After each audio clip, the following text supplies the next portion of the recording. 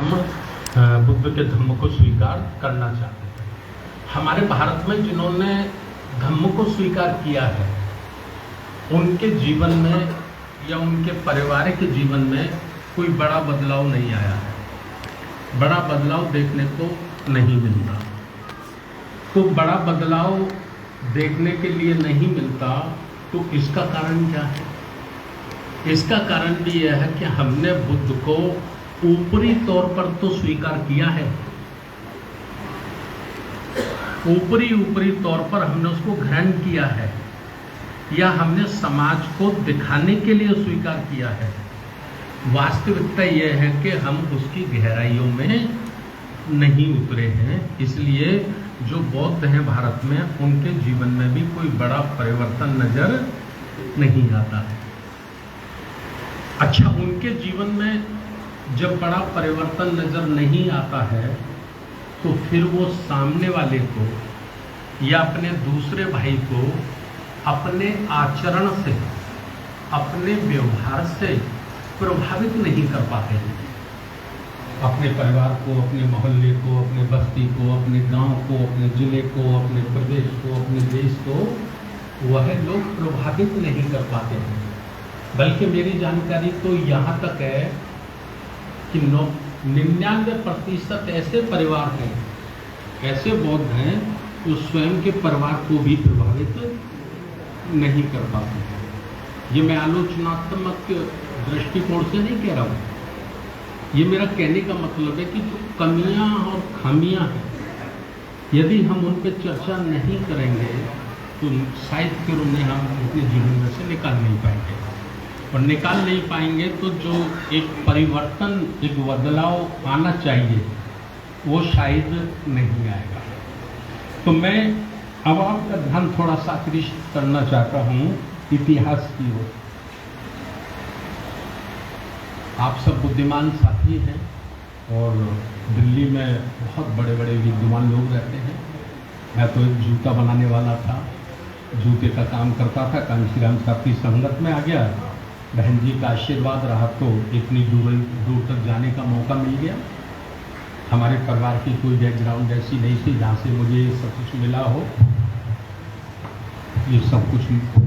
तो साथी मैं आप लोगों से निवेदन कर रहा हूँ, एक नज़र हम डालते हैं सिंधु घाटी की सभ्यता पर।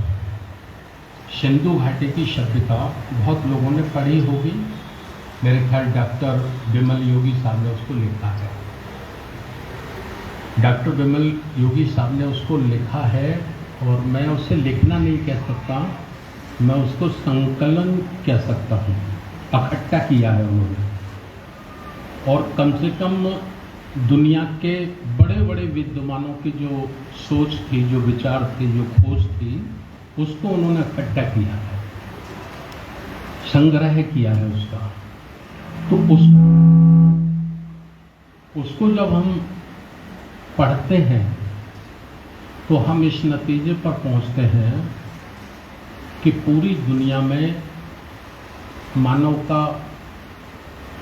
की बुद्धि का विकास होता है और मानव की बुद्धि का जो विकास होता है उसका जो लिखित प्रमाण मिलता है वो 10,000 वर्ष का है।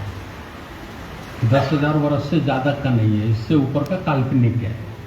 जिसके मन में जो आया, जिसने अपने अपने पंथों की रचना की है, संरचना की है, उसके पंथ के जो रचनाकार हैं उन्होंने, किसी ने लाखों वर्ष बोल दिया, किसी ने 5 लाख वर्ष बोल दिया, लेकिन उसका कोई प्रमाण नहीं है।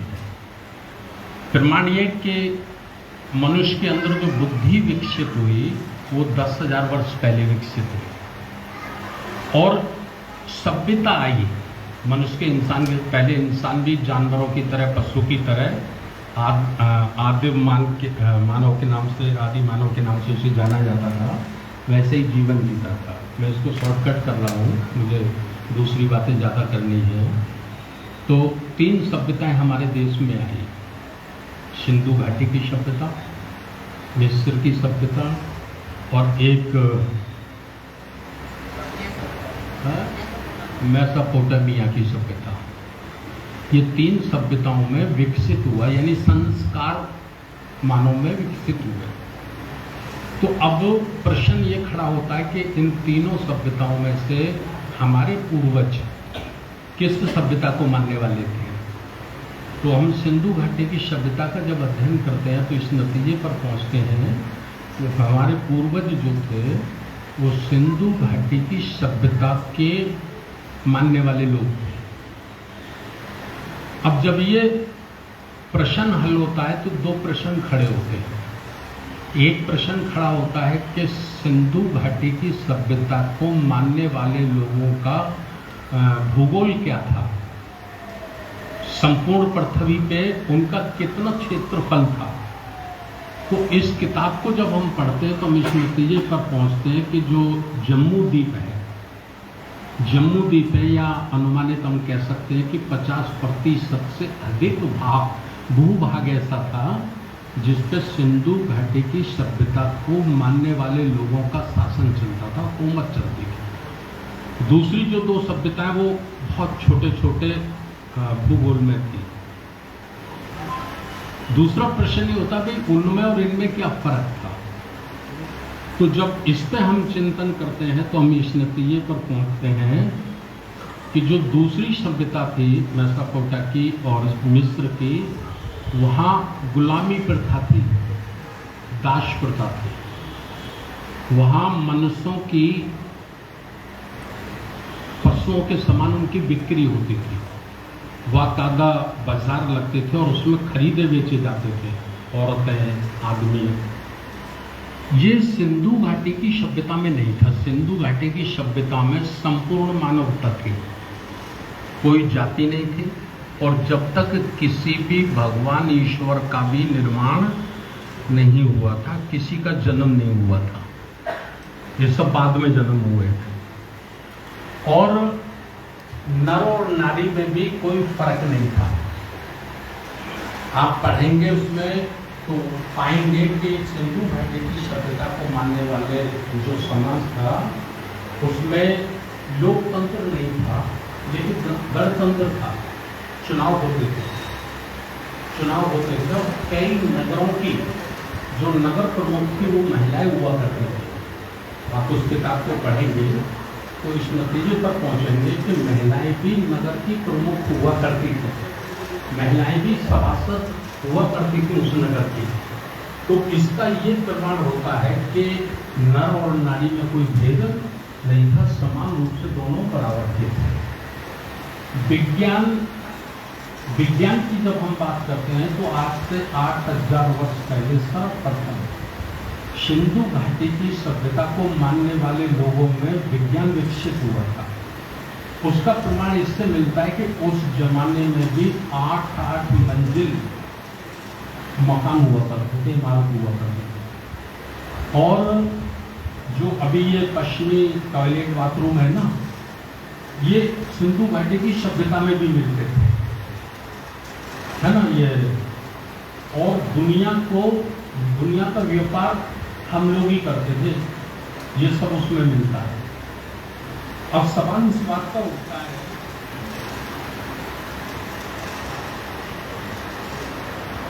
कि जब इतना मानवतावादी समाज था जिसमें कोई ईश्वर, कोई देवता, कोई भगवान नहीं था, कोई वर्ण नहीं था, कोई जातियां नहीं थी, तो ये समाज पददलित कैसे हुआ? ये मानव समाज वर्णों में कैसे विभाजित हुआ? जातियां कहां से आई? ये हमको इसका अध्ययन और चिंतन करना पड़ेगा। इसका अध्ययन और चिंतन करने के लिए हमें एक किताब दूसरी है वो पढ़नी पड़ेगी। उस किताब का नाम है बोलगा से गंगा। बोलगा से गंगा, उसको लिखा है पंडित राहुल संस्कृत्यान ने। पंडित राहुल संस्कृत्यान ने उस किताब को लिखा है। उसको यदि हम पढ़ते हैं तो इस नतीजे पर पहुंचते हैं कि कुछ मिस्र की सभ्यता के लोग हमारे देश में आए। ये बोलवा क्या है? ये बोलगा क्या है? बोलगा एक नदी है और गंगा क्या है? गंगा भी एक नदी है। उस नदी के किनारे किनारे किनारे किनारे चलकर कुछ लोग भारत में आए, और जब वो भारत में आ गए तो उन्होंने भारत की सभ्यता को देखा। तो उन्होंने देखा, यार यहाँ पे जो लोग रहते हैं ये तो बड़े शुद्ध हैं। शुद्ध माने छल कपट चोरी झूठ फरेब उनके अंदर बिल्कुल नहीं है। इंसान और इंसानियत उनके ब्लड में है, खून में है। एक उदाहरण से प्रमाणित होती है। किस उदाहरण से प्रमाणित होती है? आपने सुना होगा महाराजा बलि का नाम। राजा बलि के जो ग्रंथ लिखे गए हैं वो हमारे महापुरुषों ने नहीं लिखे, वो जो बाहर से आए थे उन्होंने ही लिखे हैं। लेकिन जो बाहर से आए जिन्होंने ये ग्रंथ लिखे हैं उनमें ही उन्होंने लिखा है। क्या लिखा है? कि राजा बलि का एक ऐसा शासन था कि उनके शासन में दरवाजे नहीं थे, मकानों में दरवाजे नहीं हुआ करते थे।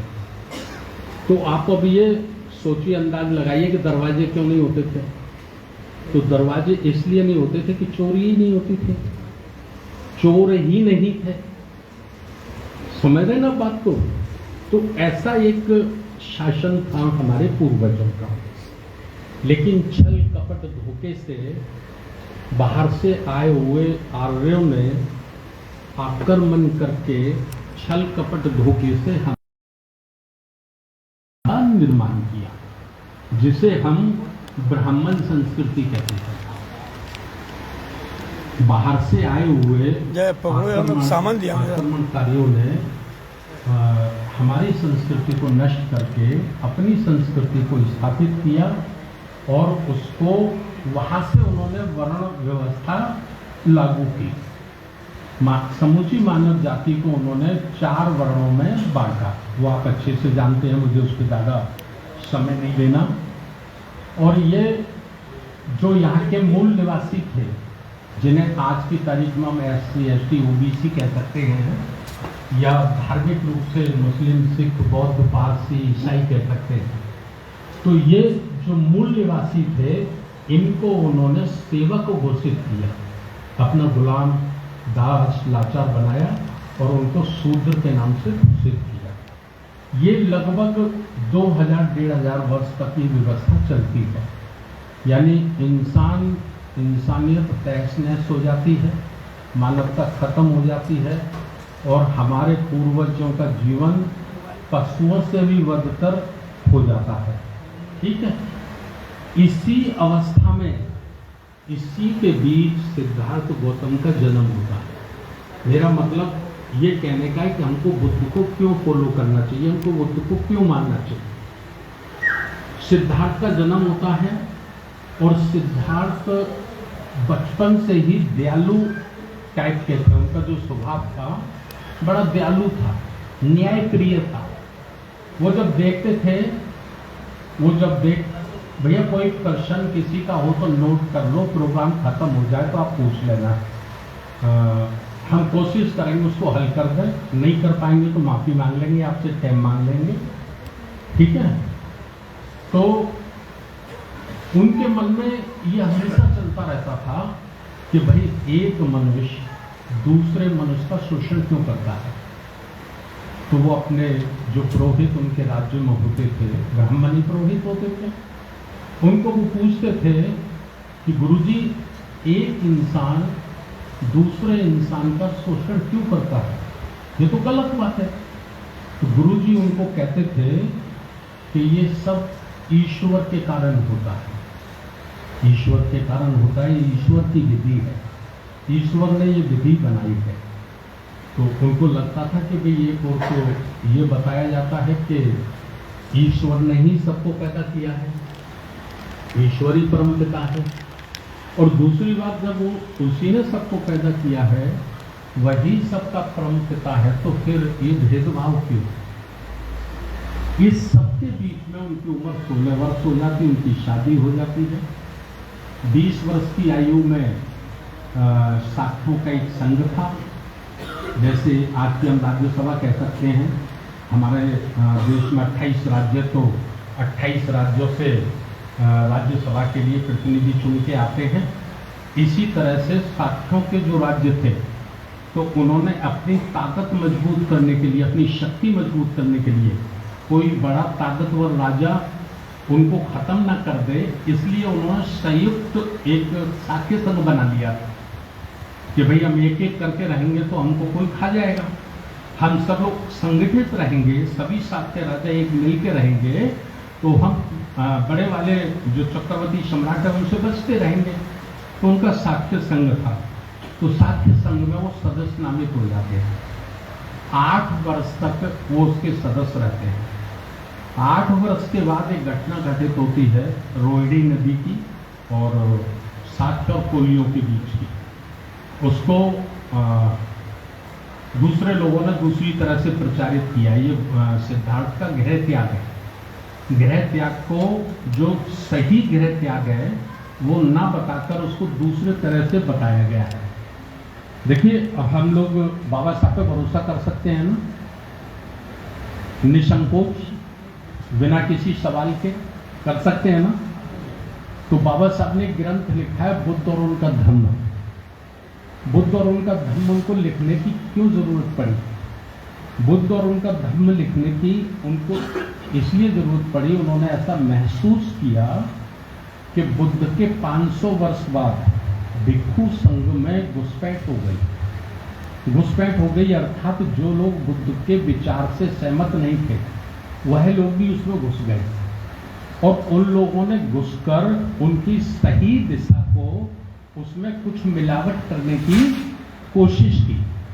अर्थात बाबा साहब ने धम्मपद को या जो त्रिपिटक है उसको शुद्ध रूप से बुद्ध का वचन मानने से इनकार कर दिया। ये माना कि इसमें कुछ मिलावट हुई है, तो उन्होंने बुद्ध और उनका धम्म लिखा। एक बात मैं और आपकी जानकारी में लाना चाहता हूं। हमसे एक सवाल पूछा जाए कि भाई संविधान को लिखने में बाबा साहब को कितना टाइम लगा, तो मुझे लगता है 100 में से 90 लोग इसका आंसर दे देंगे। 2 वर्ष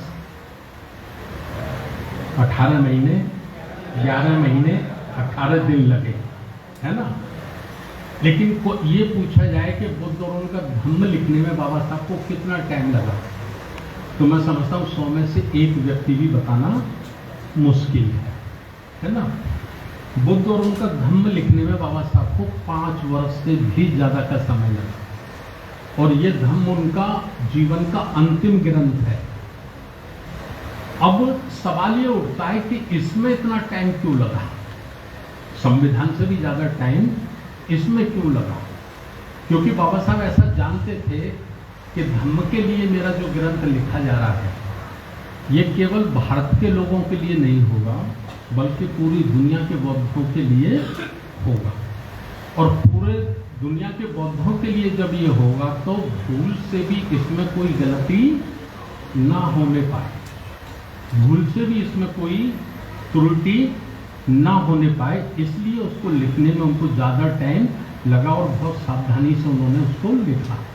तो मैं जो बातें आपको बता रहा हूँ वो बुद्ध और उनका धम्म जो उसमें से पढ़ी है वो बता रहा हूँ, ये मेरी बातें नहीं है, इसलिए मैंने ये सब आपको बताया। रोहिणी नदी को लेके झगड़ा हुआ साक्ष्यम और कोलियों में। परिस्थितियाँ ये पैदा हो गई कि बुद्ध को गृह त्याग करना पड़ा। इसका एक वाक्य उसकी चर्चा करके मैं आगे बढ़ता हूँ। जब राज्यसभा में उनका निष्कासन देश से तय हो गया लगभग, तो वो बहुत चिंतित थे, इतने चिंतित थे, उनको लग रहा था कि भाई मेरे माता पिता बड़े दुखी होंगे, प्रजा बहुत दुखी है, प्रजा का भी काम मेरे बगैर चल जाएगा, माता पिता का काम भी मेरे बगैर चल जाएगा, लेकिन मेरी एक पत्नी है, एक बच्चा है, पता नहीं उसका तो बहुत बुरा हाल होगा। तो बड़े सोचते सोचते वो महल जाते हैं, और महल जाकर जहाँ यशोधरा जिस कक्ष में थी, रूम में थी, उस रूम में जाते हैं और जाकर चुप से खड़े हो जाते हैं। यशोधरा भी चुप खड़ी होती हैं, सिद्धार्थ भी चुप खड़े होते हैं।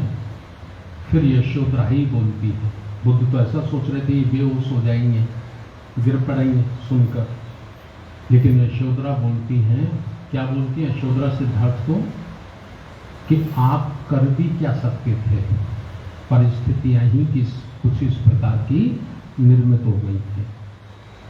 आप कर ही क्या सकते थे, परिस्थितियां ही कुछ इस प्रकार की निर्मित हो गई थी। अब आपने गृह त्याग करने का निर्णय ले ही लिया है, तो ऐसे किसी पंथ का निर्माण करना जिसमें मनुष्य दुखी ना हो, ऐसा उन्होंने सिद्धार्थ गौतम को कहा। मैं इसलिए कह रहा हूं कि हम लोग जब काम के लिए निकलते तो हमारी पत्नी तो सामने हाथ खड़ा कर देती है, ये सब ठेका तुम्ही ने ले रखा है, समझे कि नहीं। लेकिन उस आज से 2500 वर्ष पहले उस माता का भी धन्यवाद करो जिसने सिद्धार्थ को ये शब्दों के साथ विदा किया, हौसला बढ़ा के विदा किया, और वो चले गए।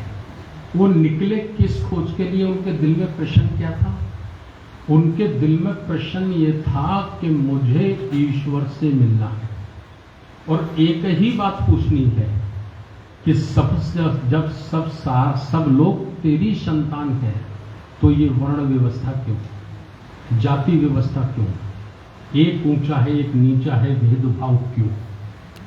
तो उन्होंने जब कहा तो किसी ने कहा साहब फलाश्रम चले जाइए, वो गुरुजी हैं, वो बहुत अच्छा बता देंगे, उनको ज़्यादा ज्ञान है, तो वहाँ गए। उन्होंने जितना बताना था बता दिया। इस तरह उस समय के जितने ऋषि मुनि थे, आठ आश्रमों में वो गए।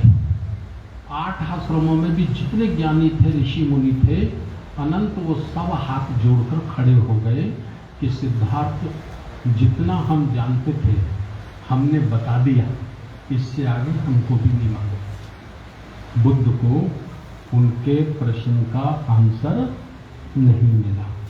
फिर वो खुद बुद्ध गया चले गए, और वहाँ जाकर 6 वर्ष तक उन्होंने एक कठिन तप किया, मतलब पराकाष्ठा उन्होंने पार कर दी, तप की।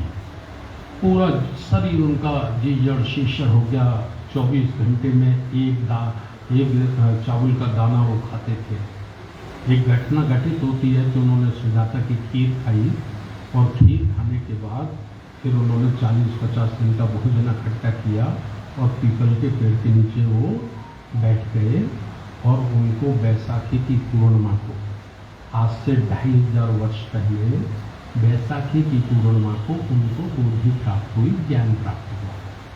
ऐसा हमने सुना है, ऐसा ही हमारे भिक्षु लोग हमें बताते हैं, ऐसा ही हमारे धम्म आचार्य धम्म प्रचारक हमको बताते हैं। लेकिन विस्तार से ये कोई नहीं बताते कि जो उनको बुद्धि प्राप्त हुई थी, ज्ञान प्राप्त हुआ था, वो था क्या, आखिर वो क्या था। वो कहते बोधि प्राप्त हुई थी पीपल के वृक्ष के नीचे, हम भी आगे आगे बोलते जाते, हमसे जो सुनते हैं वो और आगे बोलते जाते हैं, लेकिन इस पर चर्चा नहीं होती कि उनको बोधि क्या प्राप्त हुई। मैं अपने शब्दों में बताता हूँ कि बुद्ध को क्या बोधि प्राप्त हुई थी, उन्हें कौन सा ज्ञान प्राप्त हुआ था। ये मेरे शब्द है, बुद्ध के शब्द नहीं है, ये मेरे शब्द। बुद्ध को प्राप्त हुआ, उनको जो ज्ञान प्राप्त हुआ, जो पूरे संपूर्ण ब्रह्मांड को उन्होंने जाना कि ईश्वर नाम की कोई चीज पूरी दुनिया में नहीं है। ये कुछ मुट्ठी भर चंड चालाक लोगों ने अपनी हुकूमत चलाने के लिए ईश्वर नाम का एक भूत खड़ा किया है, जिससे डरा कर ये मेहनत करने वाले ईमानदार लोगों का शोषण करते हैं। ये मैंने अपने शब्दों में कहा। बुद्ध के शब्दों में क्या है? ये बुद्ध के शब्दों में है दुख है, दुख का कारण है, कारण का निवारण है, निवारण का मार्ग है, उपाय है। दुख है, दुख का कारण बुद्ध ने क्या बताया? अविद्या। दुख का कारण अविद्या है, अज्ञान। चूंकि समूचे मानव समाज को शिक्षा, दीक्षा, ज्ञान से वंचित किया गया, उनको दूर रखा गया और उनको पशु जैसा जीवन जीने के लिए मजबूर किया गया और फिर ईश्वर नाम का भूत दिखाकर उनको हमेशा चला गया, लूटा गया। ये बुद्ध ने जाना। ये जानने के बाद उन्होंने ये सोचा कि भाई ये काम बहुत मुश्किल है, क्योंकि ये काम जिन्होंने किया है, जिन्होंने ईश्वर बनाया है, ईश्वर पैदा किया है, काल्पनिक ईश्वर का जिन्होंने निर्माण किया है, ये कोई मामूली लोग नहीं है। ये बहुत पढ़े लिखे लोग हैं, बड़े बुद्धिमान और ज्ञानवान लोग हैं। पढ़े लिखे होते, बुद्धिमान होते, ज्ञानवान होते तो भी मुकाबला किया जा सकता था। ये बहुत चालाक किस्म के लोग हैं, षड्यंत्रकारी हैं, रोज नई नई षड्यंत्र पैदा करने वाले लोग हैं, बेईमान लोग हैं। तो इनसे जब मुकाबला करना है तो मैं अकेला नहीं कर पाऊंगा। ये प्रश्न बुद्ध के दिमाग में उठा। एक बार तो वो निराश भी हुए। उनके एक सहयोगी शहपति ने उनको निवेदन किया कि तथागत, यदि आप धर्म का उपदेश नहीं करेंगे, ज्ञान का उपदेश नहीं करेंगे, तो आप भी अन्याय नहीं कर रहे। आप भी तो अन्याय कर रहे। जब आपने कारण जान ही लिया है तो कम से कम उस कारण का उपदेश होना चाहिए, उसका प्रचार होना चाहिए। तो सहपति जो था तो उनका फिर अनुरोध उन्होंने स्वीकार किया और उन्होंने ये सोचा, बुद्ध ने क्या सोचा कि मुझे अगर इस संस्कृति से, इस व्यवस्था से लड़ना है और इसको पराजित करना है तो मुझे भी ऐसे लोगों को तैयार करना होगा जो उनसे भी ज्यादा ज्ञानवान हो, उनसे भी ज्यादा बुद्धिमान हो। और ज्ञानवान हो, बुद्धिमान हो, इतने भर से काम नहीं चलेगा। त्यागी भी हो, चरित्रवान हो, धैर्यवान हो, शीलवान हो और उनके ऊपर उनके परिवार की कोई जिम्मेवारी भी नहीं होनी चाहिए। तो ऐसा क्या हो सकता है? तो ऐसा उनके दिमाग में आया कि जो 5 प्रावज्यक मेरे साथ थे, जो मेरा बहिष्कार करके चले गए थे, वो सत्य की खोज के लिए निकले थे और वो सत्य मैंने जान लिया है। तो क्यों ना मुझे उस सत्य को उनको ही पहले बताना चाहिए। तो आषाढ़ी पूर्णिमा जो आने वाली है, जिसको हम लोग गुरु पूर्णिमा कहते हैं, उस दिन उन्होंने सबसे पहले उन 5 प्रवचकों को अपना धम्मोपदेश दिया, जो उन्होंने जाना उनको बताया और बताकर कहा। जब वो सहमत हो गए, भिक्षु हो गए, उनके मुंह से निकला तथागत। तथागत का मतलब बताते लोग कहा जाता है यही सत्य है। तो जब वो उनके साथ हो गए तो उन्होंने कहा इतनी भर संख्या से काम नहीं चलेगा, हमें एक संघ का निर्माण करना होगा और उस संघ में इसी क्वालिटी के लोगों को लाना होगा जो गृह त्याग करेंगे, जो विद्वान होंगे, पढ़े लिखे होंगे, चरित्रवान होंगे और शीलवान होंगे, प्रज्ञाशील करुणा उनमें होगी और वो अपना संपूर्ण जीवन मानवता के उत्थान के लिए समर्पित करेंगे। ये उन्होंने बनाया और बनाकर इसको कहा जाता है, बाबा साहब की किताब है, यदि आप उसको पढ़ेंगे तो आप समझेंगे मैं ये जो बात बता रहा हूँ उसी में से बता रहा हूँ। उस किताब का नाम है क्रांति की प्रतिक्रांति। यानी पहली क्रांति हुई आर्यों का आक्रमण।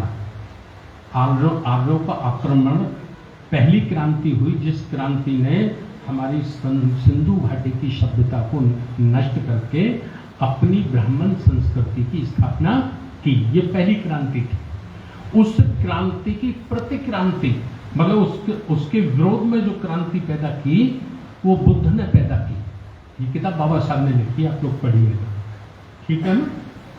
तो 45 वर्ष का ये जो उनका संघर्ष था, वो संघर्ष में बुद्ध को सफलता मिली। उनके जीवन में वो सफल हुए, अपने जीवन में ही सफल हुए।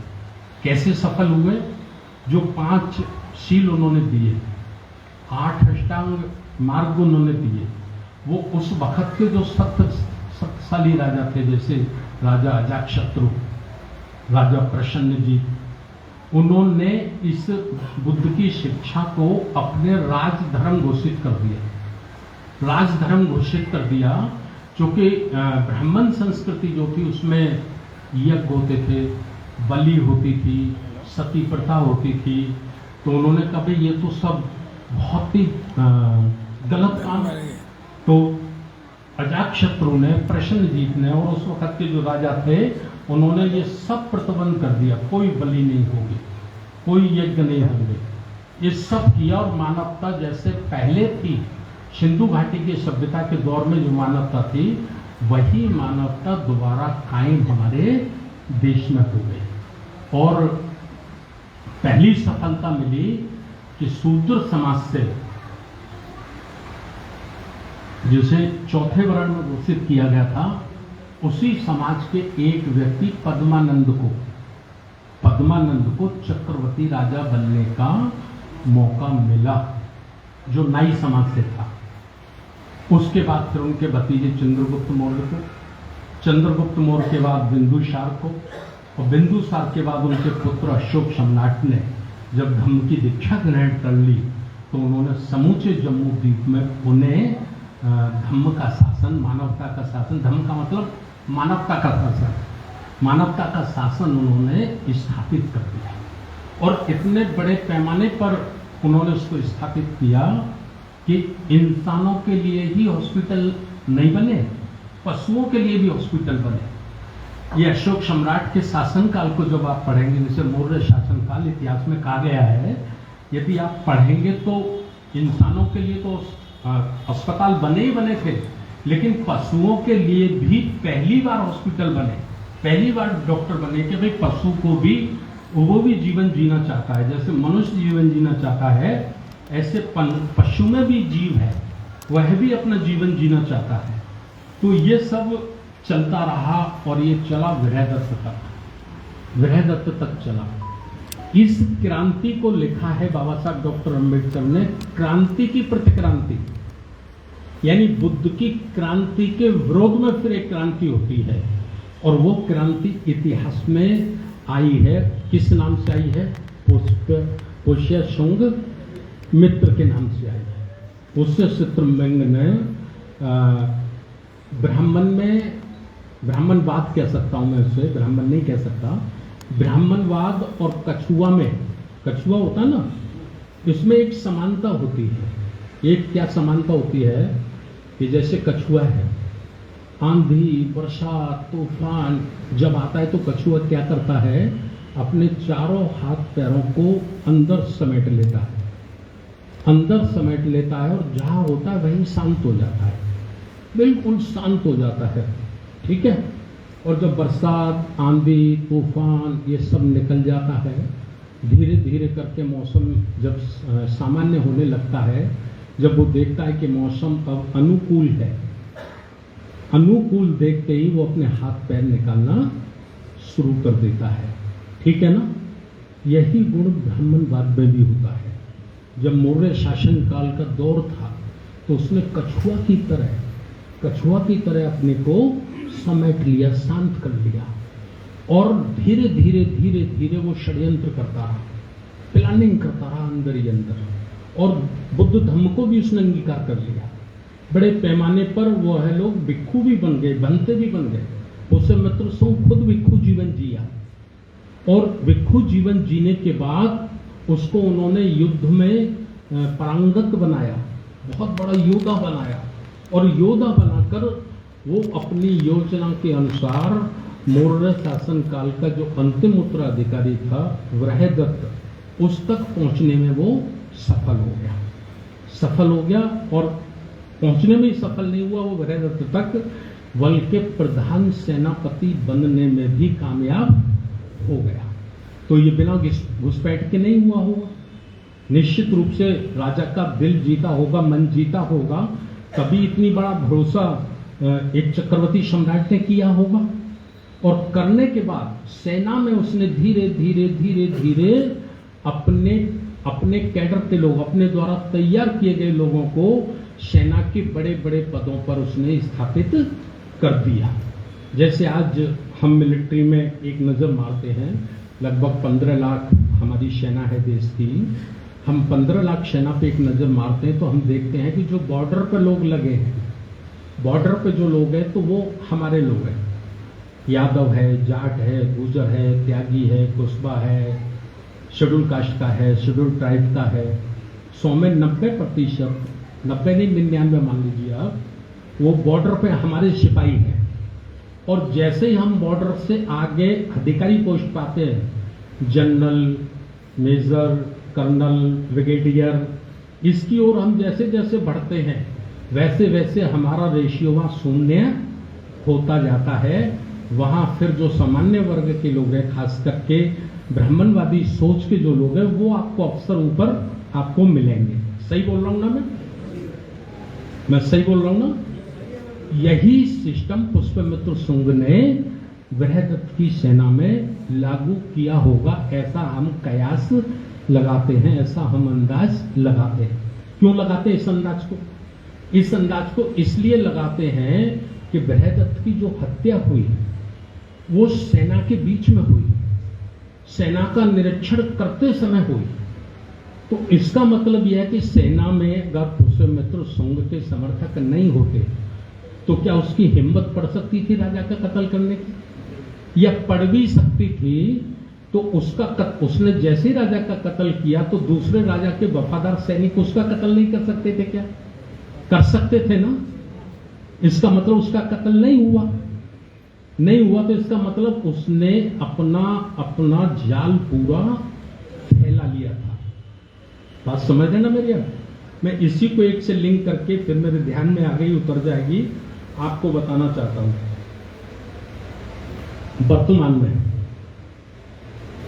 एक तो मैं आपको यह बता दूं कि बुद्ध का धम्म हम समझे, बुद्ध का धम्म हम समझे। बुद्ध का धम्म आध्यात्मिक नहीं है, ये बात हम समझ लें। ये बाबा साहब ने बुद्ध और उनका धम्म जो लिखा है उसमें स्पष्ट है ये बात जो मैं बता रहा हूं। बुद्ध का धम्म आध्यात्मिक नहीं है, अर्थात पूजा पाठ करने का धम्म नहीं है। तो अब सवाल ये खड़ा होगा कि जब आध्यात्मिक नहीं है, पूजा पाठ का नहीं है, तो फिर क्या है? तो हम इसको जब अध्ययन करेंगे, चिंतन करेंगे, तो इस नतीजे पर पहुंचेंगे कि बुद्ध का धम्म पूरी तरह से समता, समानता, बंधुता, न्याय पर आधारित समाज का निर्माण करने का धम्म है।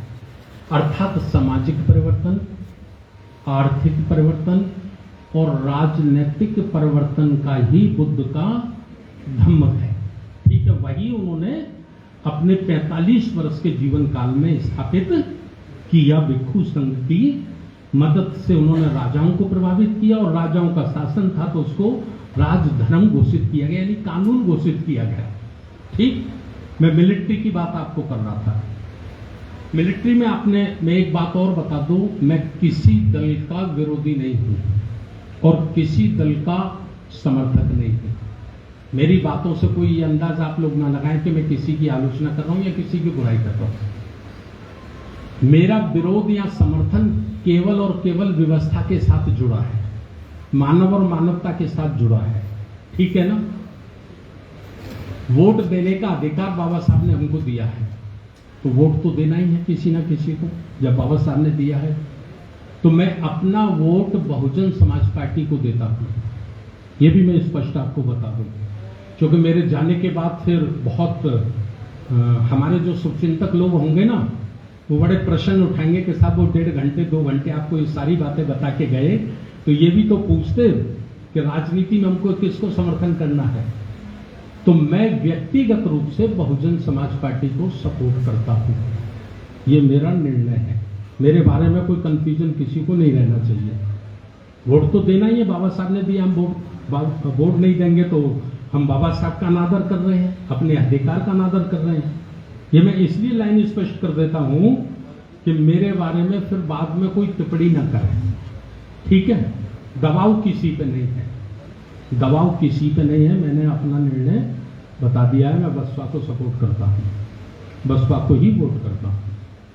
बहुत सारी कमी खामियां हैं, लोग हमसे कहते हैं, हम उसे स्वीकार भी करते हैं, लेकिन कोई विकल्प अभी ऐसा नजर नहीं आता कि हमें बसपा से अच्छा विकल्प कोई नजर आता हो जो बुद्ध, साहू अम्बेडकर और काशीराम जी की विचारधारा के नजदीक हो।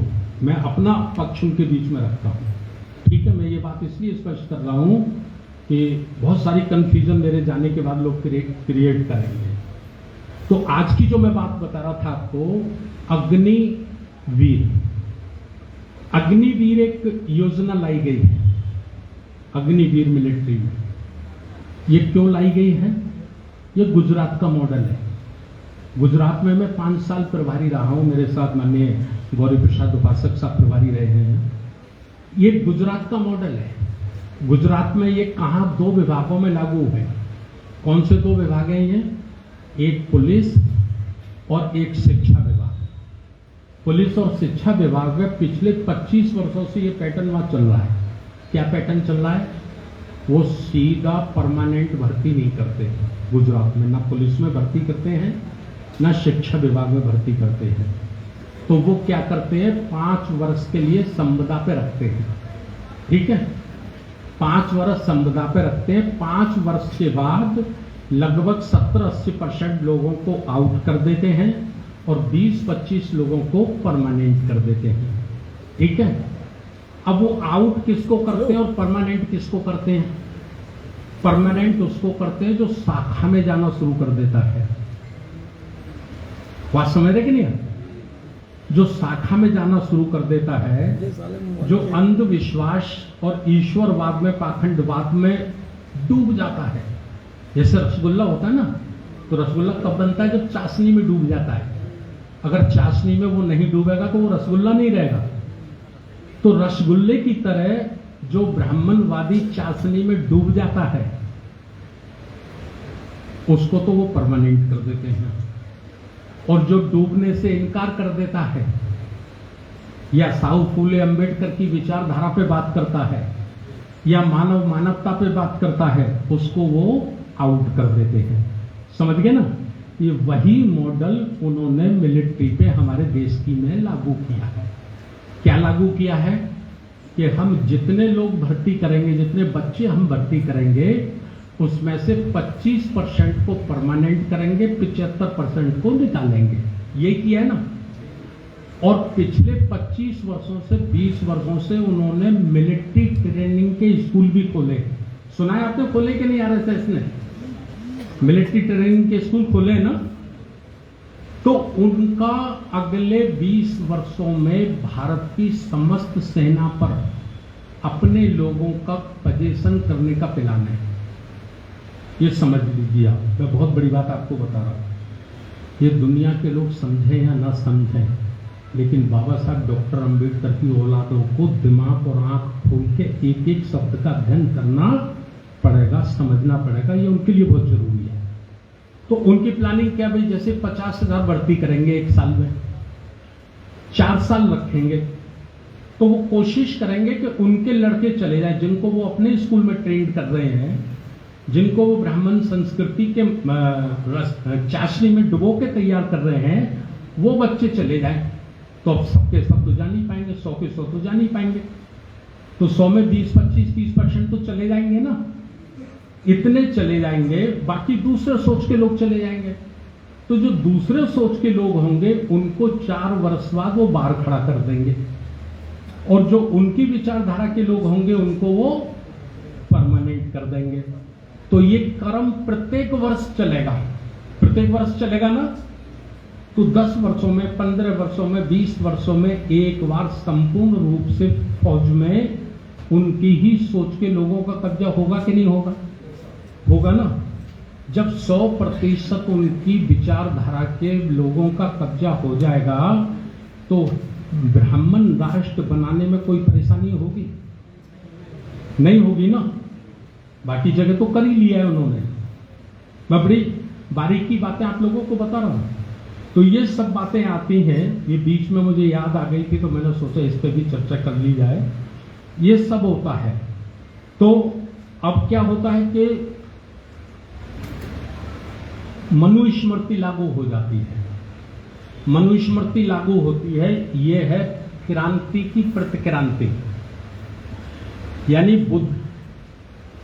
बुद्ध ने उनकी व्यवस्था को, संस्कृति को खत्म किया था, मानवतावादी संस्कृति को कामयाब किया था।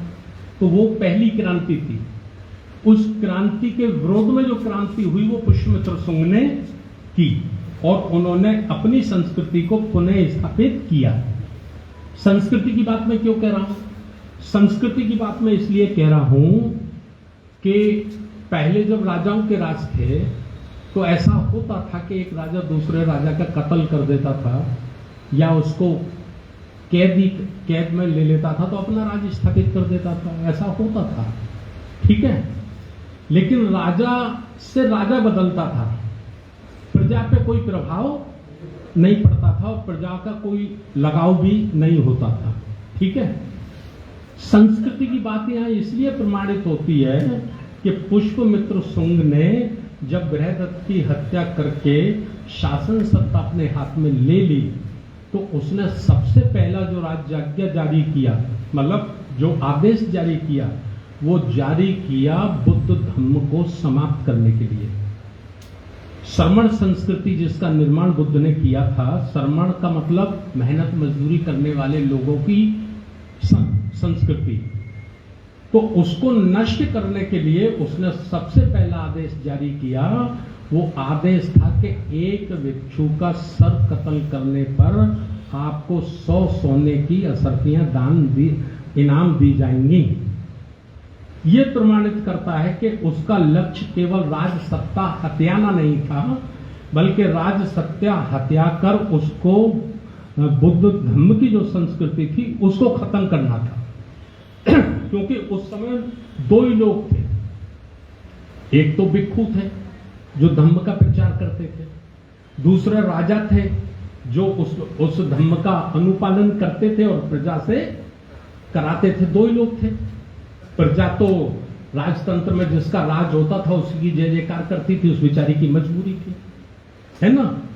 तो राजा को भी उन्होंने कत्ल कर दिया। राजा को कत्ल कर दिया, फिर तो बचा कौन? भिक्षु बचे। तो फिर भिक्षुओं का भी कत्लेआम शुरू हो गया। जब भिक्षुओं का भी कत्लेआम शुरू हो गया तो बहुत सारे भिक्षु कत्ल कर दिए गए। ऐसा कहा जाता है इतिहास में कि जो सरयू नदी है वो पूरी लाल हो गई थी, इतना खून बहाया गया था उस वक्त। कुछ भिक्षु भाग गए बेचारे, जंगलों के रास्ते से, पानी के रास्तों से, तो वो चले गए थाईलैंड, जापान, चीन।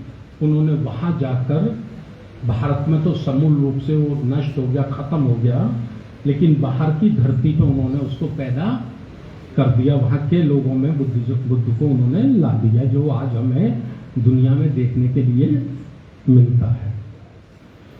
अब इसके विरुद्ध में फिर क्रांति चलती है, मनुस्मृति के विरोध में क्रांति चलती है और बड़ा लंबा संघर्ष है। मैं उस संघर्ष की ओर आपको लाना चाहता हूं। वो संघर्ष है आज से 600 वर्ष पहले सदगुरु कबीर ने इसके विरुद्ध आवाज बुलंद की, जितना भी उनका संसाधन था।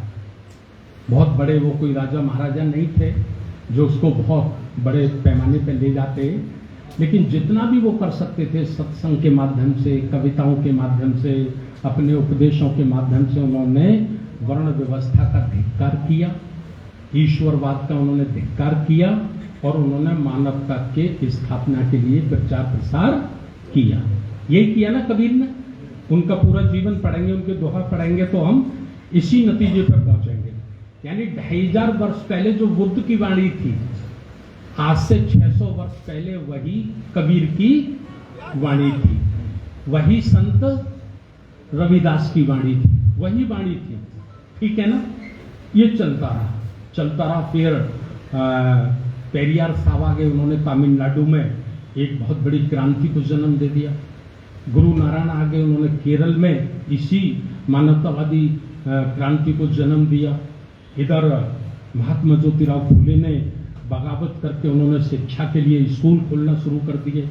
उधर जिनकी हम आज जयंती मना रहे हैं कोल्हापुर में, वो राजा थे, तो उन्होंने अपने राज्य में असमानता को खत्म करने के लिए 50% उपेक्षित वर्गों में आरक्षण लागू कर दिया और जो उस समय के शेड्यूल कास्ट के लोग थे उनकी उन्होंने होटल खुलवाई चाय की दुकानें खुलवाई और वो अपने मंत्रिमंडल के साथ, अपने अधिकारियों के साथ निकलते थे और उस होटल पे रोकते थे अपना कारवां, वहीं खुद खाना खाते थे, उसी दलित जिसकी परछाई से दूर रखा गया था, और वो अपने अधिकारियों को और मंत्रियों को भी मजबूर करते थे कि तुम भी इसका खाना खाओ, तुम भी इसकी चाय पियो। तो ये क्रांति की, ये सब करते करते करते करते हमारे देश में आजादी के आंदोलन ने रफ्तार पकड़ ली। आजादी के आंदोलन ने रफ्तार पकड़ ली और हम धन्यवाद करना चाहेंगे अंग्रेजों का भी।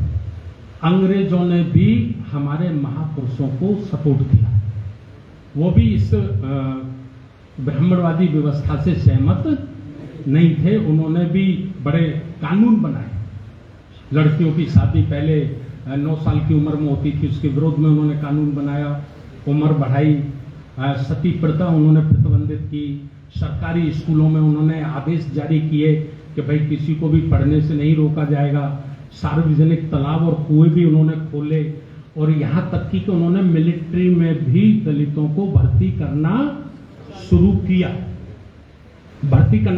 जो कोरे गांव की घटना आप लोग सुनते हैं कि 500 महार दलितों ने 28,000 पेशवाओं की फौज को कत्ल कर दिया था। तो कब कत्ल किया? जब ही तो कत्ल किया जब उनको अंग्रेजों ने अस्त्र शस्त्र चलाने का अवसर दिया। उन्होंने युद्ध का अभ्यास किया और युद्ध का अभ्यास करने के बाद जब वो युद्ध में पारंगत हो गए तो देखिए इतिहास रच दिया। मात्र 500 लड़कों ने घुड़सवार शक्तिशाली पेशवा ब्राह्मणों की सेना को पराजित ही नहीं किया बल्कि पूरा कत्लेआम कर दिया। तो अंग्रेजों का भी थैंक मुझे लगता है बोलना ही चाहिए हमें। ये नैतिकता कहते हैं, इंसानियत कहती है। लेकिन इसी बीच में आजादी जब जोर पकड़ने लग गई और कुदरत ने हमारे ऊपर कृपा की, कुदरत ने हमारे ऊपर बहुत रहम किया। हम कुदरत का धन्यवाद करते हैं कि उन्होंने बाबा साहब डॉक्टर अंबेडकर जैसा एक महान व्यक्ति भी पैदा कर दिया। बाबा साहब जैसा महान व्यक्ति उन्होंने कुदरत ने पैदा कर दिया और बाबा साहब ने तीसरा पैर खड़ा कर दिया। भारत आजाद हो, लेकिन अब ये लेकिन क्या है? लेकिन में बड़ा रहस्य है। लेकिन में ये रहस्य बाबा साहब ने कहा कि गोरे अंग्रेज अगर चले गए तो ये काले अंग्रेज फिर हमारा जीवन बर्बाद कर देंगे। इसलिए हम ये चाहते हैं कि हमारे देश में 2 प्रकार के गुलाम हैं। एक तो अंग्रेजों के गुलाम हैं, एक उनके गुलामों के भी गुलाम हैं। तो जो दूसरे नंबर के गुलाम हैं उनकी आजादी पहले सुनिश्चित होनी चाहिए। समझ रहे हैं? ये बाबा साहब ने उसमें लगा दिया। और बाबा साहब चूंकि बहुत पढ़े लिखे, बहुत विद्वान थे और अंग्रेजी हुकूमत को वो कन्वेंस करने में, समझाने में कामयाब हो गए थे। तब ये काम शुरू हुआ। उस वक्त का समय क्या था? उस वक्त का समय था 1925, क्योंकि बाबा साहब ने 1919 से ये काम शुरू कर दिया। काम तो 1916 से शुरू कर दिया था, लेकिन 1919 आते आते वो अंग्रेजों की संपर्क में आ गए थे और उन्होंने अंग्रेजी हुकूमत को मेमोरेंडम देना शुरू कर दिया था कि आपके रहते हुए हमारे साथ भी बहुत बड़ा अनजस्टिस होता है, आप इस पे भी नोटिस लीजिए। तो 1925 आते आते एक तस्वीर क्लियर हो जाती है पूरे देश में। वो तस्वीर क्लियर होती है कि भारत आजाद तो होगा, लेकिन जैसा ब्राह्मण चाहते थे, जैसा लाला राजपत चाहता था, जैसा डॉक्टर हेडगेवार चाहता था, वैसी आजादी नहीं मिलेगी। ये चाहते थे स्वराज। स्वराज अर्थात अंग्रेज चले जाएं, शासन सत्ता हमारे हाथ में दे दें और हम जैसे चाहें वैसे शासन करेंगे। लेकिन अंग्रेजों ने कहा नहीं। इससे पहले उन्होंने जिन देशों को आजाद किया, भारत से पहले जिन देशों को अंग्रेजों ने आजाद किया, उनको उन्होंने डेमोक्रेटिक सिस्टम से आजाद किया। उन्होंने किसी व्यक्ति विशेष को आजादी नहीं दी। शासन सत्ता किसी व्यक्ति विशेष के हाथ में नहीं दी, उन्होंने प्रजा के हाथ में दी। प्रजा के हाथ में दी, जिसको उन्होंने आजाद किया। उन्होंने कहा सबसे पहले अपने संविधान का मसौदा बना के हमें दो कि आपको आजाद किया गया तो आप कैसे देश चलाएंगे। जैसे गांधी, नेहरू, पटेल से पूछा गया, उस वक्त यही लीड कर रहे थे। तो जो लीड कर रहे थे उनको पूछा गया तो उन्होंने कहा कि भी 3 किस्म के लोग हैं, हम उनके माध्यम से चलाएंगे। तो उन्होंने कहा 3 किस्म के कौन से लोग हैं बताइए आप। तो उन्होंने कहा जो पोस्ट ग्रेजुएट होगा, जो इनकम टैक्स देता होगा, जो जमींदार होगा, ये 3 लोग वोटिंग करेंगे, ये निर्णय करेंगे देश को कैसे चलाना है। धन्यवाद था हमारा बाबा साहब थे। बाबा साहब ने कहा मैं इससे सहमत नहीं हूं। तो बाबा साहब से पूछा कि भाई आप क्या चाहते हैं। बाबा साहब ने कहा जो भारत का नागरिक होगा और जिसकी उम्र 21 वर्ष होगी, 18 बाद में हुई, 21 वर्ष होगी, उस प्रत्येक व्यक्ति को वोट देने का अधिकार होगा। भारत में निर्णय लेने की शक्ति, शासन प्रशासन करने की शक्ति प्रत्येक नागरिक में निहित होनी चाहिए। अंग्रेज कन्विंस हो गए। अंग्रेज कर भी ऐसा ही रहे थे। इंग्लैंड वगैरह जो उन्होंने आजाद किया था वो भी इसी पैटर्न को उन्होंने आजाद किया था। तो डॉक्टर हेडगेवार को ऐसा लगा कि भाई ये गांधी, नेहरू, पटेल, ये जितने भी नेता हैं ये सब अंबेडकर के प्रभाव में है। अंग्रेजी हुकूमत भी अंबेडकर के प्रभाव में है। जैसा हम शासन चाहते थे वैसा शासन, वैसी आजादी हमको मिलने वाली नहीं है। तो वो कांग्रेस से अलग हो गया। कांग्रेस से अलग होकर उसने आरएसएस की स्थापना की। और इस बीच में बाबा साहब डॉक्टर अंबेडकर को देश आजाद हो गया, संविधान लिखने का मौका मिला। जब बाबा साहब डॉक्टर अंबेडकर को संविधान लिखने का मौका मिला तो ये फिर क्रांति की प्रतिक्रांति हुई। यानी पुष्पमित्र शुंग की क्रांति से जो व्यवस्था स्थापित हुई थी, बाबा साहब डॉक्टर अंबेडकर ने दूसरी क्रांति लाकर उस व्यवस्था को समाप्त कर दिया। संविधान की धारा 13 में, संविधान के अनुच्छेद 13 में स्पष्ट रूप से लिख दिया कि प्राचीन काल की जितनी भी मान्यता हैं वो सारी की सारी शून्य घोषित की जाती हैं। और संविधान के अनुच्छेद 17 में उन्होंने ये स्पष्ट कर दिया कि प्रत्येक भारत का नागरिक समान रूप से बराबर का अधिकारी होगा। समझ रहे कि नहीं। तो ये प्रतिक्रांति की, यानी शुंग मित्र की जो क्रांति हुई थी, उस क्रांति से जो उन्होंने ब्राह्मणवादी व्यवस्था को स्थापित किया था, 26 जनवरी 1950 से बाबा साहब डॉक्टर अंबेडकर ने उस व्यवस्था को समाप्त कर दिया। और संविधान की प्रस्तावना में ही बुद्ध का धम्म बुद्ध की शिक्षाएं, कबीर का धम्म कबीर की शिक्षाएं, संत रविदास की शिक्षाएं, फूले की, साहू की, जो हमारे 100 से अधिक महापुरुष गुरु संत हुए, उनकी जो विचारधारा थी वो सारी की सारी विचारधारा संविधान में समावेश बाबा साहब ने कर दी। उसको कानूनी रूप मिल गया। मिल गया कि नहीं मिल गया? मिल गया ना। आज वह खतरे में है, ये मेरा आपसे निवेदन है। बाबा साहब डॉक्टर अंबेडकर ने पुष्पमित्र शुंग की क्रांति को जो समाप्त किया, तहस नहस किया महापुरुषों के आंदोलन की विचारधारा के माध्यम से, वो आज खतरे में है कि नहीं है, ये मैं जानना चाहता हूं।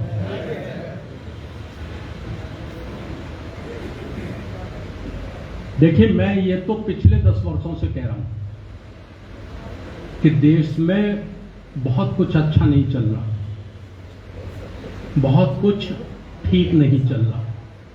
लेकिन भाई जो अन्न खाता होगा, अगर कोई व्यक्ति अन्न खाता है, घास खाता है तो मैं नहीं कह सकता। यदि कोई व्यक्ति अन्न खाता है और उसकी बुद्धि का अगर 1% भी ट्रांसमीटर काम करता है, 1% भी, तो 28 मई 2023 को जो नई संसद में हुआ है, मुझे लगता है उससे कम से कम बिजली का तार जल जाना चाहिए। जल जाना चाहिए कि नहीं जल जाना चाहिए? संगोल राजदंड की स्थापना इस बात का प्रतीक ही नहीं बल्कि प्रमाण है कि इस संविधान को उन्होंने मानने से इनकार कर दिया है और मनुस्मृति जैसा शासन लाने का उन्होंने खूंटा गाड़ दिया है। अगर ये बात आज भी समझ में नहीं आती तो मैं उसको इंसान मानने के लिए तैयार नहीं हूं। कम से कम अम्बेडकरवादियों में तो मानने के लिए तैयार मैं नहीं हूं, चाहे वो IAS हो, IPS हो, करोड़पति हो, अरबपति हो, चाहे जितना पढ़ा लिखा हो। ये कम से कम बुद्धि वाले के भी दरवाजे खुल जाने चाहिए। तो ये साथियों मैंने आप लोगों को बताया है। इसके लिए मैं अब अपनी जो बात शुरू करने जा रहा हूं, उपासक साहब मैं ज्यादा नहीं बोल पाऊंगा, मेरे लिए प्रॉब्लम हो जाएगी, है ना। संक्षिप्त में कर देता हूं। 3 बजे अभी आपके 2:45। अब हमको ये अध्ययन करना है। हम बुद्धिजीवी लोग सारे बैठे हैं, खुशी की बात है कि सारे लोग बुद्धिजीवी हैं। और समाज तो एक भेड़ बकरी होता है, उसका जो रखवाला होता है ना, वो जिधर ले जाता है समाज उधर ही चला जाता है। समझे ना? पूरा समाज 100% कभी गाइड नहीं करता। लाखों करोड़ों में हजारों में जाके 1-2 व्यक्ति निकलता है जो समाज को गाइड करता है या समाज को लीड करता है। बात समझ रहे कि नहीं? दिल्ली की आबादी लगभग 2 करोड़ या 2.5 करोड़ है। 2.5 करोड़ या 2 करोड़ होगी। मैं समझता हूँ 2 करोड़ लोगों को जो लीड करना, गाइड करना, जिन्हें नेतृत्व देना है, वो बाबा साहब डॉक्टर अंबेडकर के अनुयायी ही दे सकते हैं, दूसरे लोग नहीं दे सकते, क्योंकि अभी उनमें वो क्वालिटी डेवलप नहीं हुई है। कौन सी क्वालिटी? मैं काशीराम साहब का चेला हूँ।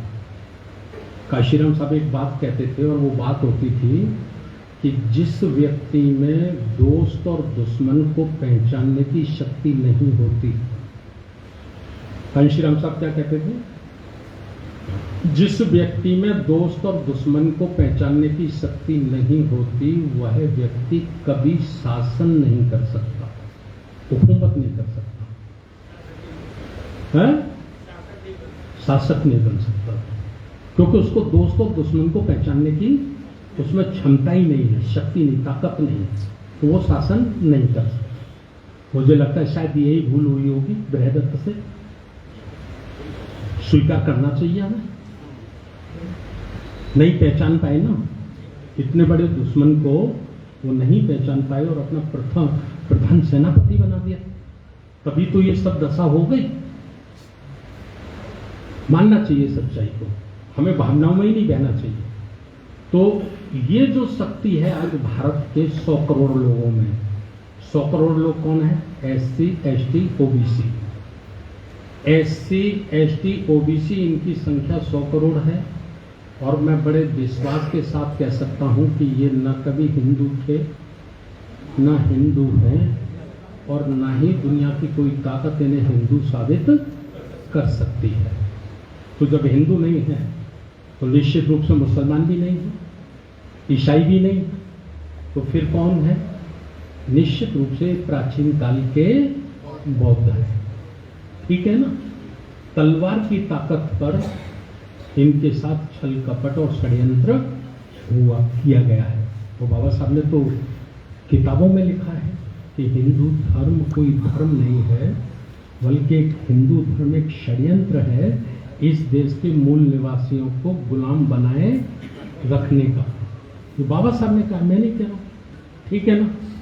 तो ये 100 करोड़ लोगों में जो नेतृत्व की क्षमता जिसमें डेवलप हो सकती है या है वर्तमान में, या दोस्त और दुश्मन को समझने की ताकत जिसके मस्तिष्क में है, जिसके दिमाग में है, वह वर्ग है अम्बेडकर अनुयायी। जो बाबा साहब का फॉलोवर है, जो बाबा साहब को ठीक से समझ गया, जान गया है, उसी में ये शक्ति आज है। अभी दूसरे लोगों में ये शक्ति नहीं है। तो दूसरे लोगों को हमें गाइड करना होगा, हमें दूसरे लोगों को लीड करना होगा। तो लीड करने वाले लोग तो बैठे हैं, उनके बीच में मैं एक प्रश्न छोड़ रहा हूं, और ये प्रश्न है कि आज हमारा मूल संघर्ष क्या है। जब हम ये बात कहते हैं अपने साथियों से, तो हमारे साथियों का उत्तर होता है कि साहब सत्ता का संघर्ष है। सत्ता जिसके पास होगी वो अपना काम करेगा। मैं इस बात से सहमत नहीं हूं, मैं इस बात से सहमत नहीं हूं। सत्ता का संघर्ष नहीं है। संघर्ष दो संस्कृतियों के बीच में है। एक संस्कृति है ब्राह्मण संस्कृति और एक संस्कृति है श्रमण संस्कृति। श्रमण संस्कृति वो जिसका निर्माण तथागत गौतम बुद्ध ने किया था, और एक संस्कृति है ब्राह्मण संस्कृति जिसका निर्माण ब्राह्मणों ने या पुष्पमित्र शुंग ने मनु स्मृति जैसा काला कानून बनाकर किया है। हम अब उसको कह सकते हैं, नए रूप में कह सकते हैं मनुवाद और अम्बेडकरवाद। एक बार मनुवाद है और दूसरी तरफ अम्बेडकरवाद है।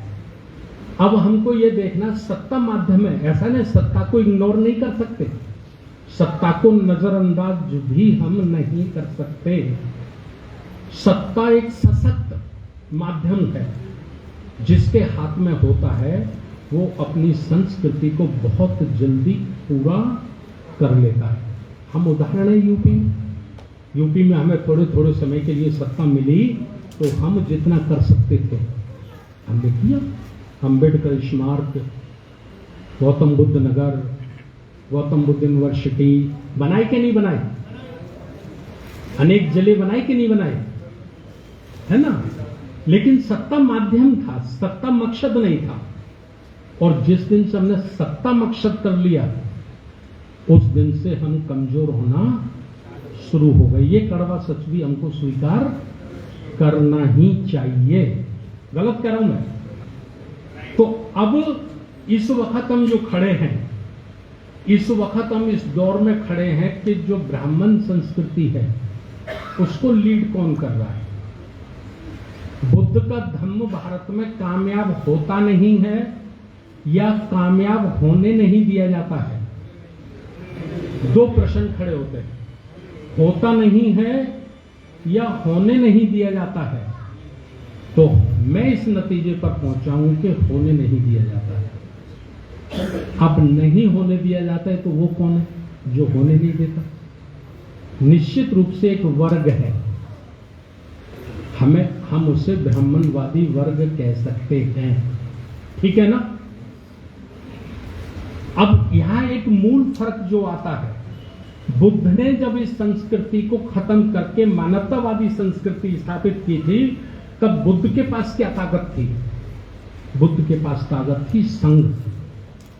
भिक्षु संघ एक उनकी शक्ति थी, जिस शक्ति के माध्यम से उन्होंने समाज को बदला, परिवर्तन किया, राजाओं को परिवर्तन किया, राजाओं को बदला, ठीक है ना।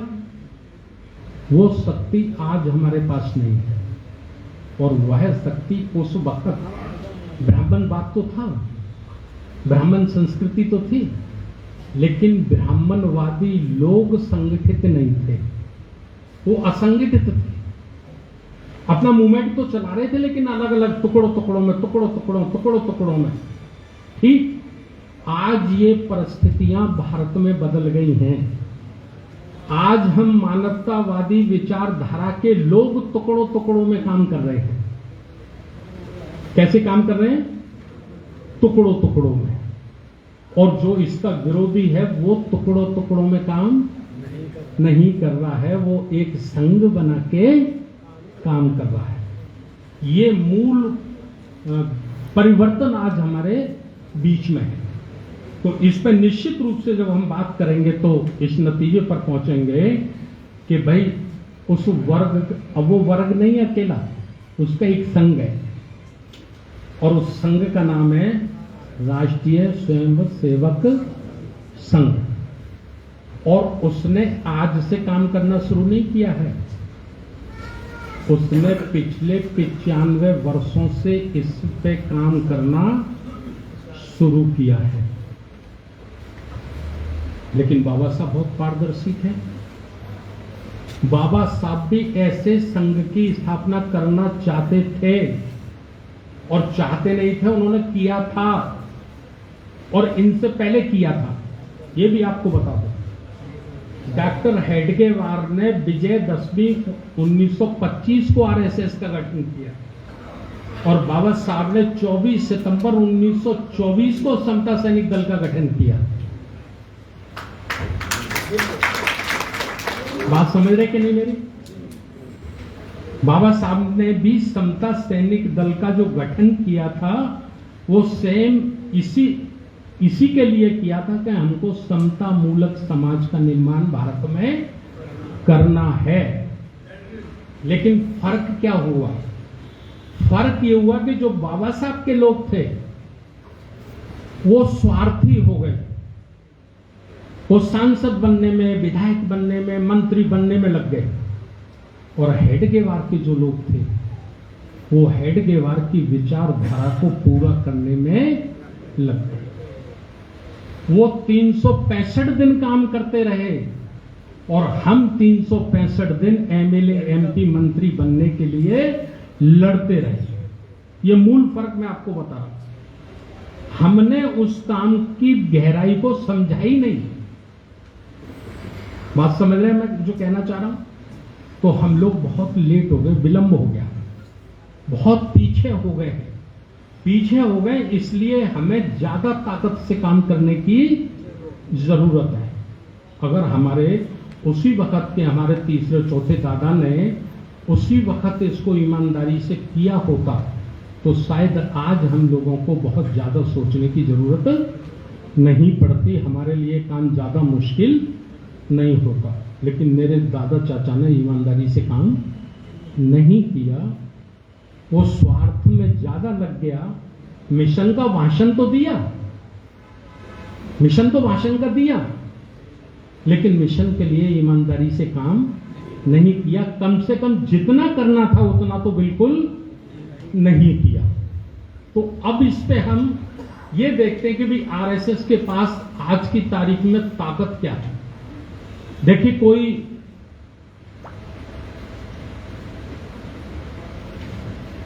दो देश के बीच में अगर युद्ध होना है तो दोनों देश के सेनापतियों की क्या जिम्मेवारी है? ये जिम्मेवारी है कि मेरा युद्ध अगर पाकिस्तान से होना है या चीन से होना है तो मेरी सबसे पहली जिम्मेवारी है कि मैं चीन के पास कितने अस्त्र शस्त्र हैं, कितनी सेना है, उसकी सेना की गुणवत्ता क्या है, उस पे कितनी दूर तक मार करने वाले हथियार हैं, उसकी समीक्षा करना। क्यों साहब, यही है ना? उसके बाद उसके अकॉर्डिंग अपनी तैयारी करना, यही है ना युद्ध का नियम? यही है ना? तो हम सबसे पहले आप ये मानकर चलिए कि आज अम्बेडकरवाद का जो युद्ध है वो सीधा सीधा ब्राह्मणवाद से है, और ब्राह्मणवाद को लीड कर रहा है आरएसएस, कर रहा है ना? तो उस पे क्या ताकत है, इस पे चर्चा करते हैं। मैंने जो अध्ययन किया है उस अध्ययन के अनुसार 2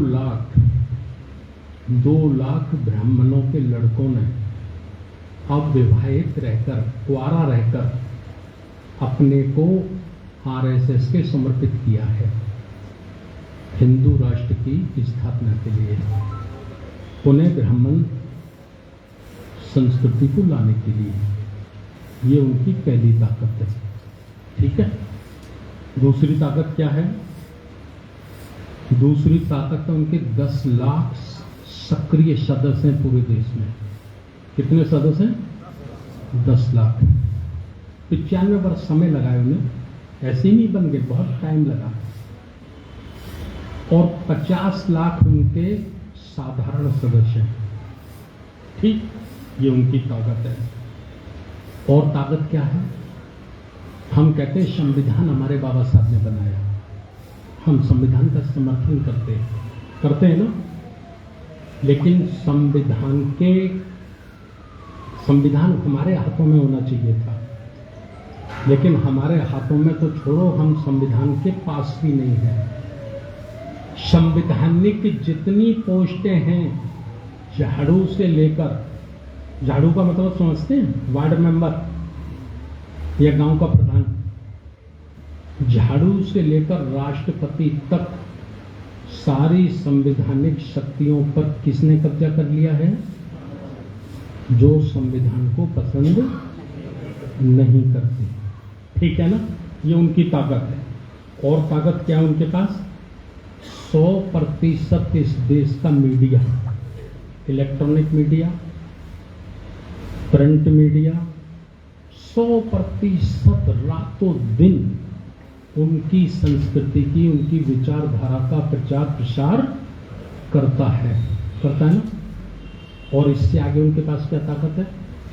इस देश का उद्योगपति अडानी, अंबानी, जिनके पास भारत की धन संपदा का 90% भाग है, पूरे देश की धन संपदा का 90% भाग 20 बनियों के पास है पूरे देश का। वो लोग अपने इनकम का 10% हिस्सा आरएसएस को डोनेट करते हैं, दान देते हैं। काय के लिए दान देते हैं? कि ये जो SC ST OBC के लोग हैं, इनको अंधविश्वास की अफीम के नशे में इतना डुबो के रखो कि इनको कहीं होश ना आ जाए। जिस दिन इनको होश आ गया, उस दिन हम कहीं के रहने वाले नहीं हैं। उसके लिए हजारों कथाएं पूरे देश में चल रही हैं। हम तो इतना छोटा सा प्रोग्राम करते हैं 150-200 लोगों का, तो महीने भर पहले अगर शुरू करते हैं तो 25 दिन तो चंदा करने में लग जाता है, 5 दिन ही बचते हैं तैयारी करने के लिए। और वो लोग, उनका एक कथावाचक 25-30 लाख लेता है, एक कथावाचक। और कैसे देते हैं वो मालूम है? 10 व्यापारी बैठ के शाम को किसी होटल रेस्टोरेंट में, उनके साथ एक पुरोहित होता है जो आयोजन करता होता है, उसको पूछते हैं, पंडित जी प्रणाम, पंडित जी बताओ क्या खर्चा है? वो कहते हैं साहब 20 लाख तो देवकी नंदन को देना है। ठीक है, 5 लाख का पोस्टर और स्टिकर हैंडबिल बनेगा, 10 लाख का पंडाल बनेगा, 10 लाख का खाना भोजन बनेगा। आपस में 10 लोग शेयर करके निपटा देते हैं और कानों कान किसी को पता नहीं चलता, और वो जाते भी नहीं उसमें। उनकी ज्यादा श्रद्धा आस्था उधर नहीं है। वो तो ये खर्च सिर्फ इसलिए करते हैं कि इस देश का जो मूल निवासी है SC ST OBC का, उसको चाशनी में कैसे डुबो के रखा जाए, उसकी बुद्धि के विकास कहीं ना खुल जाए। ये ताकत,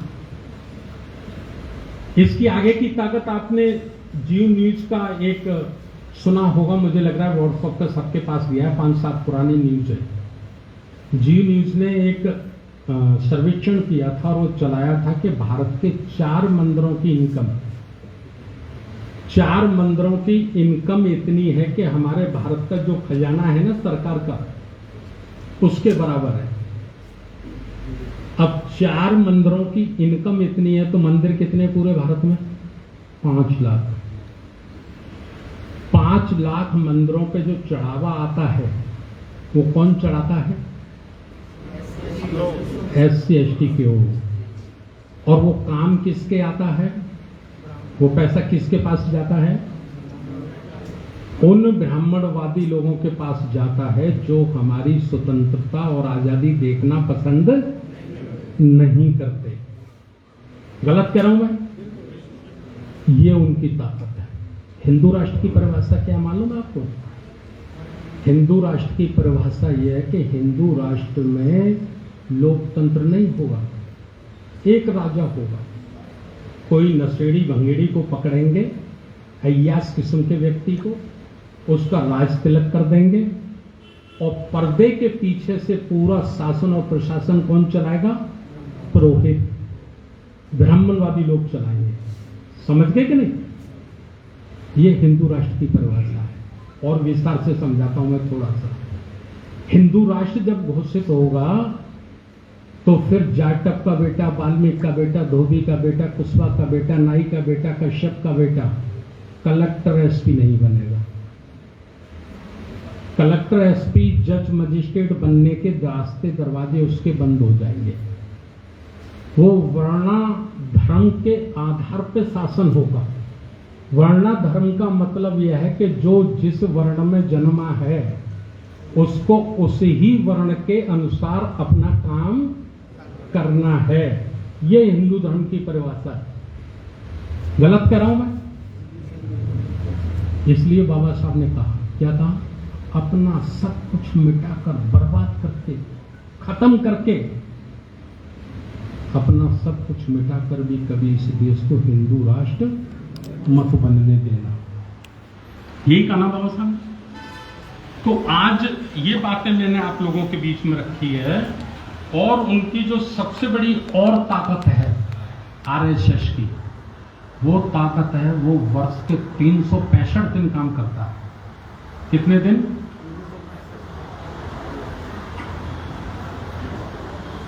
हम कितने दिन काम करते हैं?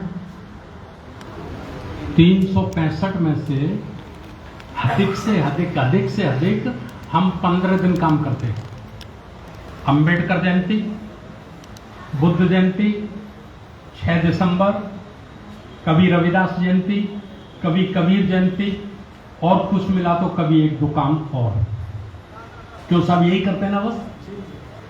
अच्छा बताओ, जो 365 दिन कंटिन्यू दौड़ रहा है, क्या वर्ष में 15 दिन दौड़ने वाले लोग उसका मुकाबला कर सकते हैं? नहीं कर सकते ना। बड़ी साधारण सी बात है, नहीं कर सकते। अच्छा देखो, जिस पे सारी शक्तियां हैं, राष्ट्रपति भवन उनका, प्रधानमंत्री उनका, सारा सुप्रीम कोर्ट, हाई कोर्ट, धन दौलत, जिसके पास सारी शक्तियां, सारी ताकतें हैं, वो चैन की नींद नहीं सो रहा। वो सुबह 4 बजे उठकर शाखा लगाता है, और 1-2 शाखा नहीं लगाता। मोहन भागवत का स्टेटमेंट है कि हम 65,000 शाखाएं रोज देश में लगाते हैं, और 2024 आते आते हम ये शाखाएं 80,000 करने के लिए जा रहे हैं। ये मोहन भागवत का मीडिया में स्टेटमेंट है। जिसके पास सारी ताकत है, वो 4 बजे चैन की नींद नहीं सो रहा। सुबह 4 बजे झंडा लगा के वंदे मातरम करता है, और जो लुट पिट गया है और जो बचा है वो लुटने पिटने वाला है, वो बड़ी चैन की नींद सो रहा है। सो रहा है कि नहीं सो रहा? उसे होश ही नहीं है कि क्या हो रहा है। जबकि चैन की नींद उसको सोना चाहिए था, 9 बजे तक उसको सोना चाहिए था, हमें 4 बजे जगना चाहिए था। हम 4 बजे नहीं जग रहे हैं। ये है ठीक, ये मैंने उनकी ताकत बताई। अब कंपैरिजन, हमारी ताकत क्या है? हमारी 5 ताकतें हैं हमारे पास इनसे मुकाबला करने के लिए। वो सबसे पहली ताकत है हमारी जनसंख्या। हमारी जो आबादी है वो लगभग 100 में से 85% है। जनसंख्या हमारी सबसे पहली बड़ी ताकत है, बड़ी शक्ति है। दूसरी ताकत है लोकतंत्र, क्योंकि लोकतंत्र का जो उसूल नियम है वो ये है कि जिसकी ज्यादा संख्या होगी वही रूल करेगा, वही हुकूमत करेगा, वही कानून बनाएगा। ठीक। तीसरी हमारी ताकत है संविधान। संविधान हमारी ताकत है, क्योंकि ये हमको स्वतंत्रता देता है। मैं जो बोल पा रहा हूं आज, या आप जो सुन पा रहे हो, ये शक्ति, ताकत किसने दी है? संविधान ने दी है ना। वरना मुझे कोई बोलने देता इधर? 4 पुलिस वाले आते और हाथ पैर तोड़ के पूरा भाषण मुझे पढ़ा देते, है ना। संविधान, 3 ताकत। चौथी ताकत क्या है हमारी? चौथी ताकत है हमारी सरकारी कर्मचारी, अधिकारी। SC, ST, OBC की संख्या लगभग 2 करोड़ भारत में सरकारी कर्मचारियों की आज भी है। ये हमारी ताकत है। 5वीं ताकत है हमारा संपन्न वर्ग। संपन्न वर्ग जो सरकारी नौकरियों में नहीं है, कुछ कारोबार उद्योग चलाता है, अडानी अंबानी नहीं है, रतन टाटा नहीं है, लेकिन फिर भी थोड़ा थोड़ा है। ये हमारे पास 5 ताकतें हैं। अब ये 5 ताकतों में इनकी नस्ल क्या है, नस्ल देखना, पहचान करनी नस्ल की। तो जब हम इसकी नस्ल की पहचान करते हैं तो हमें ये होश ही नहीं है कि हमारी संख्या 85 है। हमने अपनी संख्या को अपनी जाति में समेट के रख दिया। मैं हईरवार हूं तो मैंने हईरवार संगठन बना लिया राष्ट्रीय लेवल का। कोई सोनकर है तो उसने सोनकर ने राष्ट्रीय लेवल का बना दिया। कोई जाटव है तो जाटव ने राष्ट्रीय लेवल का बना लिया। कोई साख्य तो साख्य ने बना लिया। यादव है तो यादव ने बना लिया। हम अपनी जाति को ही राष्ट्र समझते हैं, और राष्ट्र नहीं बल्कि राष्ट्र से ऊपर समझते हैं। ये हमारी नासमझी है। ये हमारी संख्या होने के बाद भी हमारी कमजोरी का कारण है, पहला कारण। दूसरा कारण, संविधान को हमने भाषणों में बोला है, संविधान को समझा नहीं है, पढ़ा नहीं है। और जो संविधान के विरोधी हैं उनको संविधान का एक एक शब्द कंठस्थ है। जो संविधान को पसंद नहीं करते उन्हें संविधान खोलने की जरूरत नहीं है। वो एक एक अनुच्छेद का एक एक विच्छेद करके बता देंगे, समझ रहे हैं। तीसरा सरकारी कर्मचारी अधिकारी 10-20 हजार में जाके कोई एक दो को ये चेतना है कि भाई मुझे समाज के लिए कुछ करना चाहिए। 10-20 हजार में जाके एक, समझ रहे कि उनको जिनको ये चेतना है उससे ये चर्चा हो रही है।